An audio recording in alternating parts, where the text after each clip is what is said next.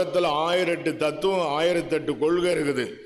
அந்த கொள்கையெல்லாம் பார்த்தீங்கன்னா பைபிளை ஃபாலோ பண்ண முடியாது. ஊருடன் பகைக்கும் வேருடன் கெடும், இது உலக பழமொழி. பைபிள் என்ன சொல்லுது பார்த்தீங்களா? உங்களுக்கு விளங்கல. ஊருடன் பகைக்கின் வேருடன் கெடும், இது உலக பழமொழி. பைபிள் என்ன சொல்லுது? ஒருவன் உலகத்தில் அன்பு கூர்ந்தால் அவனுக்கு பிதாவின் அன்பில்லை. விளங்குதா விளங்கலையா? உலகம் சொல்ற பழமொழியை பார்த்துட்டு வாழ்க்கையை கெடுத்துக்காத.